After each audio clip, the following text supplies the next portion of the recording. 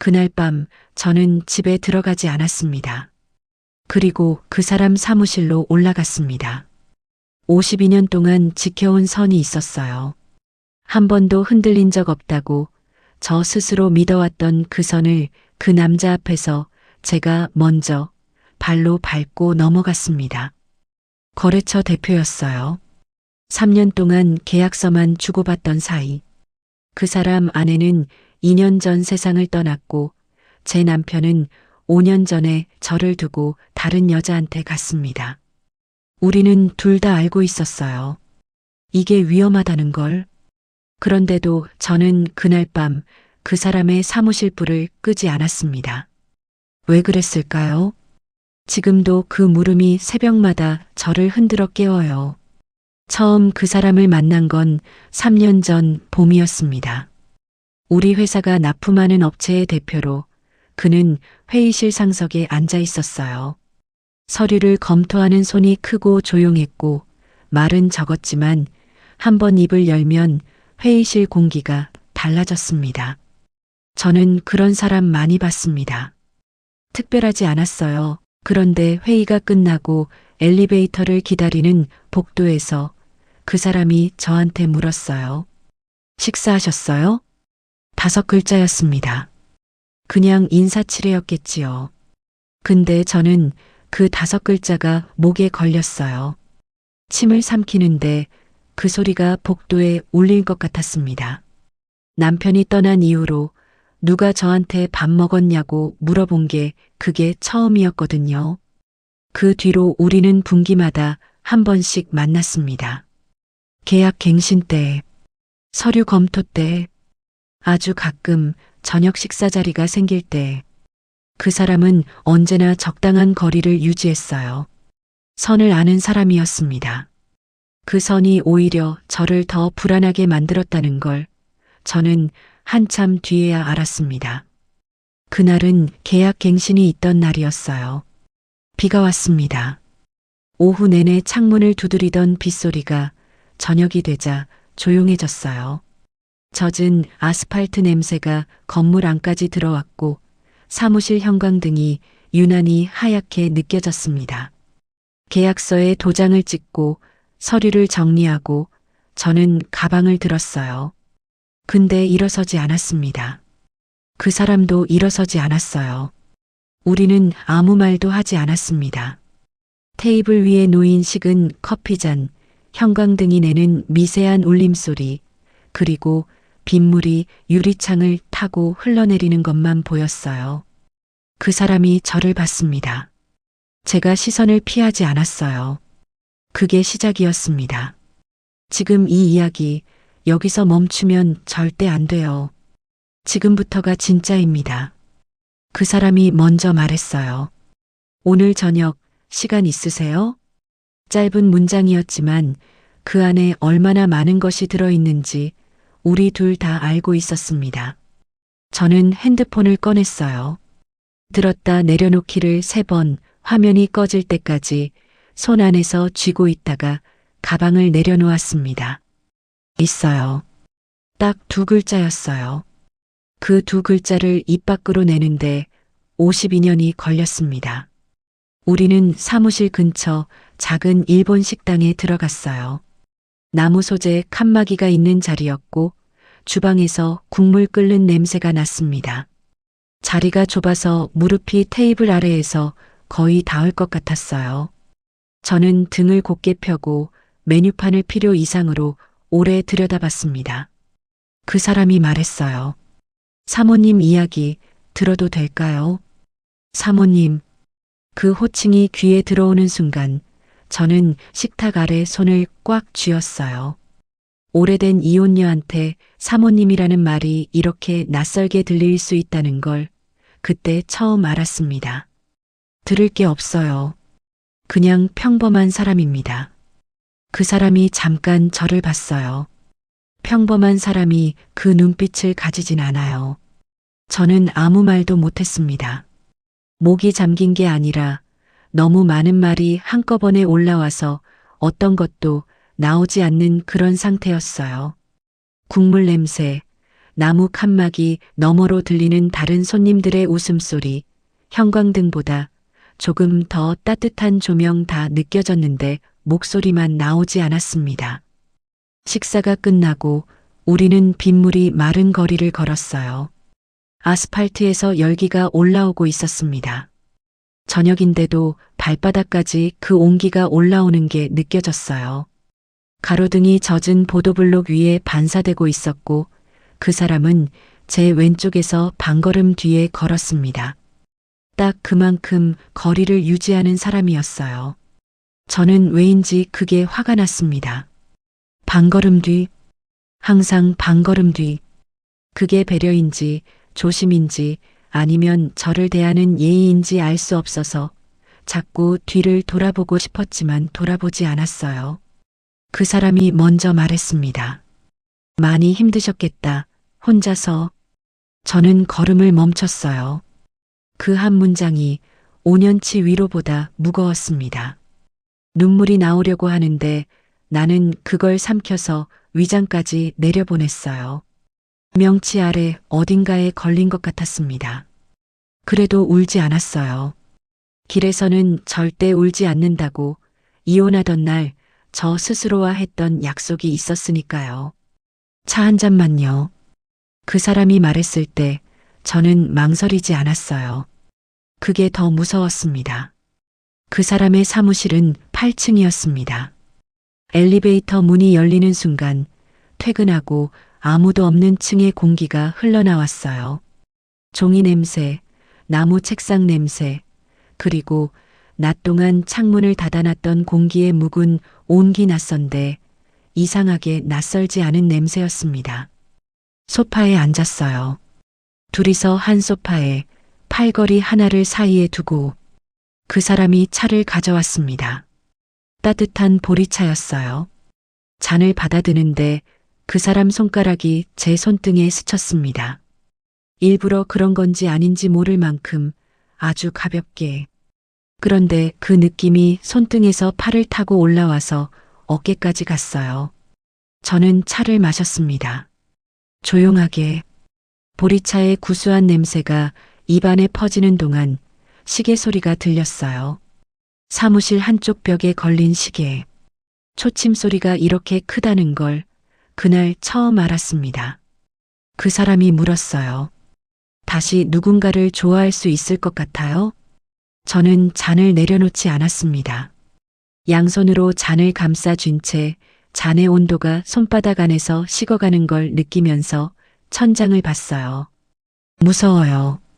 그 말이 나왔습니다. 제가 먼저 한 말이었어요. 다시 좋아지는 게 또 혼자 되는 것보다 더 무서워요. 좋아지면 잃어버릴 게 또 생기잖아요. 그 사람이 말이 없었습니다. 저도 말이 없었어요. 시계 소리만 났습니다. 그런데 그 사람이 천천히 저쪽 팔걸이에 올려놓았던 팔을 내렸어요. 그리고 소파 위에 펼쳐진 제 손 옆에 자기 손을 내려놓았습니다. 닿지 않게, 딱 닿지 않는 거리로. 저는 그 손을 봤습니다. 한참 봤어요. 그 사람도 저를 보고 있었습니다. 저는 제 손을 그 사람 손 위에 올려놓았습니다. 그게 그날 밤 제가 한 일이었어요. 그 사람이 제 손을 잡았습니다. 꽉 쥐는 게 아니었어요. 그냥 감쌌습니다. 따뜻하고 크고 말없이. 저는 숨을 들이쉬었는데 그 숨이 떨렸어요. 들이쉬는 건지 내쉬는 건지 모를 만큼. 그 사람이 말했습니다. 무서우면 천천히 가도 돼요. 저는 그 말에 52년치가 한꺼번에 흔들렸어요. 빠른 게 아니었습니다. 격렬한 것도 아니었어요. 그냥 누군가가 제 손을 잡고 괜찮다고 말한 것뿐인데 눈물이 턱을 타고 떨어졌습니다. 막으려고 했는데 이번엔 막을 수 없었어요. 그 사람이 아무것도 하지 않았습니다. 닦아주지도 안아주지도 않았어요. 그냥 제 손만 잡고 있었습니다. 그게 더 무너지게 만들었어요. 얼마나 그러고 있었는지 모릅니다. 시계 소리는 계속 났고 사무실 바깥에서 간간히 차 지나가는 소리가 들렸고 보리차는 완전히 식어 있었습니다. 그 사람 손은 여전히 따뜻했어요. 저는 고개를 그 사람 어깨 쪽으로 기울였습니다. 그 사람이 움직이지 않았어요. 제 머리가 그 사람 어깨에 닿았습니다. 외투 어깨 부분에 첫 냄새가 났어요. 세탁 세제 냄새와 하루 종일 그 사람이 입고 다닌 온기가 섞인 냄새. 그 냄새를 맡는 순간 저는 오래전에 잃어버렸다고 생각했던 어떤 안도감이 몸 안쪽에서 올라오는 걸 느꼈어요. 그 사람 팔이 천천히, 아주 천천히 제 어깨를 감쌌습니다. 저는 눈을 감았어요. 울지 않았습니다. 그냥 숨을 쉬었어요. 그 사람의 어깨 위에서 아주 조용하게 숨을 쉬었습니다. 이게 선을 넘은 건지, 선이 사라진 건지, 그때는 알 수 없었어요. 알고 싶지도 않았습니다. 그 사람이 말했어요. 아주 낮게, 귓가에 닿을 듯 말 듯. 여기 있어도 돼요. 저는 움직이지 않았습니다. 그 말이 허락인지, 위로인지, 고백인지 묻지 않았어요. 그냥 그 말 안에 그대로 있었습니다. 시계 소리가 들렸어요. 형광등 대신 간접등만 켜진 사무실 안에서 그 사람 어깨 위에서 저는 난생 처음 아무것도 지키지 않아도 되는 것 같은 기분을 느꼈습니다. 52년 동안 지켜온 그 선이 그 사람의 온기 앞에서 조용히 녹아버리고 있었어요. 그리고 저는 막지 않았습니다. 그 사람이 제 얼굴을 손으로 받쳤어요. 두 손으로 아주 천천히 차갑지도 뜨겁지도 않은 온도였습니다. 그 사람 손이 제 뺨 위에서 멈췄어요. 저를 보고 있었습니다. 가까이에서 지금까지 한 번도 본 적 없는 거리에서 저는 눈을 피하지 않았습니다. 그 사람이 물었어요. 괜찮아요? 그 물음이 떨리고 있었습니다. 저는 그 사람 손 위에 제 손을 올렸어요. 괜찮아요. 제 목소리도 떨렸습니다. 그 사람이 천천히 이마를 제 이마에 댔어요. 이마와 이마가 맞닿은 채 우리는 숨을 같이 쉬었습니다. 코끝이 닿을 것 같았어요. 그 사람의 숨결이 따뜻하게 제 입술 근처를 지나갔습니다. 저는 눈을 감았어요. 그리고 그 사람이 제 이마에 입술을 댔습니다. 이마에요. 아주 조용하게. 그 입술이 닿는 순간 저는 숨을 멈췄습니다. 멈추려고 한 게 아니라 그냥 멈춰버렸어요. 온몸이 그 한순간에 집중되는 것 같았습니다. 그 사람 입술이 이마에서 떨어지지 않았어요. 아주 오래 거기 있었습니다. 저는 그 사람 손목을 잡았습니다. 놓지 않았어요. 새벽 2시가 되었습니다. 그제야 저는 가방을 들었어요. 그 사람이 엘리베이터 앞까지 배웅했습니다. 아무 말이 없었어요. 말이 필요 없었습니다. 엘리베이터 문이 열렸어요. 저는 들어갔습니다. 돌아보지 않으려고 했는데 문이 닫히기 직전에 돌아봤어요. 그 사람이 거기 서 있었습니다. 손을 흔들지도 웃지도 않았어요. 그냥 저를 보고 있었습니다. 문이 닫혔어요. 저는 엘리베이터 안에서 벽에 등을 기댔습니다. 손이 아직 따뜻했어요. 그 사람 손의 온도가 손바닥 안에 남아 있었습니다. 지하 주차장까지 내려가는 동안 엘리베이터 문이 닫히고 저는 한동안 움직이지 못했습니다. 손바닥 안에 남아있는 그 사람의 온기가 쉽게 식지 않았어요. 지하 주차장에 도착했을 때도 저는 바로 차에 타지 못했습니다. 핸들을 잡고 앉아 있는데 이상하게 집으로 돌아가야 할 이유가 떠오르지 않았습니다. 그때 핸드폰이 울렸어요. 그 사람이었습니다. 짧은 메시지였어요. 조심히 들어가세요. 그 문장을 한참 보고 있었어요. 그러다 저는 답장을 쓰지 않았습니다. 대신 차 키를 다시 돌렸어요. 그 순간 알았습니다. 오늘 밤은 돌아가는 밤이 아니라는 걸. 집이 아니라 다시 그 사람 쪽으로. 왜 그랬을까요? 그날 밤에 저는 이유를 묻지 않는 사람이었습니다. 다시 올라간 사무실 앞. 불은 여전히 켜져 있었습니다. 문 앞에 서서 저는 한 번 숨을 고르고 노크를 했어요. 문이 열렸습니다. 그 사람이 서 있었습니다. 아무 말도 하지 않았어요. 저도 그 사람도. 그런데 그 짧은 순간에 우리는 다 알고 있었습니다. 제가 왜 다시 왔는지. 저는 먼저 눈을 피하지 않았습니다. 그 사람도 피하지 않았어요. 집에 안 가셨어요. 그 사람이 낮게 물었습니다. 저는 고개를 아주 조금 저었어요. 그게 대답이었습니다. 그 사람이 문을 조금 더 열어주었습니다. 저는 안으로 들어갔어요. 문이 닫히는 소리가 그날 밤 유난히 크게 들렸습니다. 아까 앉아있던 그 소파 같은 자리였습니다. 그런데 공기가 달라져 있었어요. 조용했습니다. 시계 소리만 들렸습니다. 저는 서 있었고 그 사람은 저를 보고 있었습니다. 몇 걸음 거리, 가깝지도 멀지도 않은. 그 사람이 먼저 움직였어요. 천천히, 정말 천천히 다가왔습니다. 저는 뒤로 물러나지 않았습니다. 그 사람 손이 제 손목에 닿았습니다. 잡은 건 아니었어요. 그냥 닿은 채로 멈췄습니다. 그 온도가 너무 또렷하게 느껴졌습니다. 괜찮아요? 그 사람이 다시 물었습니다. 아까와 같은 말이었는데 이번엔 의미가 달랐어요. 저는 대답하지 않았습니다. 대신 제 손을 들어 그 사람 손을 잡았습니다. 이번에는 제가 먼저였습니다. 그 사람이 숨을 멈춘 것처럼 보였습니다. 아주 짧은 순간이었지만 저는 느낄 수 있었어요. 그리고 그 사람 손이 조금 더 단단하게 제 손을 감쌌습니다. 우리는 한 발짝 더 가까워졌습니다. 숨이 서로 닿을 만큼. 그 사람 눈이 가까이에서 보였습니다. 지금까지 한 번도 본 적 없는 거리에서 저는 눈을 피하지 않았습니다. 그 사람이 제 얼굴을 다시 감쌌어요.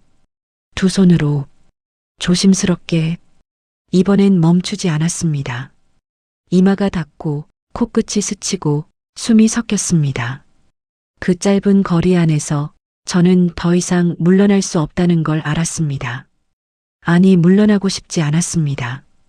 그 사람이 아주 천천히, 정말 조심스럽게 저를 끌어안았습니다. 저도 그 사람을 잡았습니다. 놓지 않으려고. 가슴이 닿았고 서로의 숨이 더 깊어졌습니다. 그 사람 어깨에 얼굴을 묻는 순간 저는 알았습니다. 아, 나는 지금 완전히 넘어왔구나. 52년 동안 지켜온 선이 아니라 그 선을 지키던 나 자신을 내려놓았다는 걸. 그 사람 손이 제 등을 천천히 쓸어내렸습니다. 서두르지 않았어요. 확인하듯이. 저는 눈을 감았습니다. 아무것도 생각하지 않았습니다. 생각할 수 없었습니다. 그날 밤 저는 처음으로 누군가의 품 안에서 아무것도 지키지 않아도 괜찮다고 느꼈습니다. 그리고 막지 않았습니다. 집으로 가는 길에 저는 차를 세웠습니다. 아무것도 없는 골목 한쪽에 새벽의 가로등 아래에서 핸드폰을 봤어요. 그 사람 연락처를 눌렀다가 닫았습니다. 눌렀다가 닫았어요. 화면이 꺼질 때까지. 창밖을 봤어요. 빗물이 마른 아스팔트 위로 가로등 빛이 길게 누워 있었습니다. 그 빛이 너무 노랬어요. 따뜻한 것도 아닌데 왜인지 그 빛이 따뜻하게 느껴졌습니다. 저는 그 자리에서 한참 있었어요.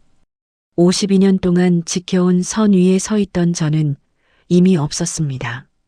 그 선 너머에 저는 서 있었어요. 그리고 이상하게도 무섭지 않았습니다. 그 뒤로 우리는 계속 만났습니다. 계약서를 주고받을 때도, 그냥 저녁을 같이 먹을 때도. 그 사람은 여전히 말이 적었고 저는 여전히 혼자 사는 집으로 돌아왔어요. 달라진 건 집 문을 열 때 손이 더 이상 떨리지 않는다는 거였습니다. 냉장고를 열 때 나는 차가운 공기가 조금 덜 쓸쓸하게 느껴졌어요. 그게 전부예요. 작은 것처럼 들리겠지만 저한테는 그게 전부였습니다. 52년 만에 누군가의 온기를 받아들이는 법을 다시 배운 것. 그걸로 충분했어요. 혹시 이야기가 당신 마음에 조금이라도 남았다면 아무 말 없이 구독으로 표시해 주세요. 저는 그걸로 충분합니다. 오늘 이야기는 여기까지입니다. 시청해 주셔서 감사합니다.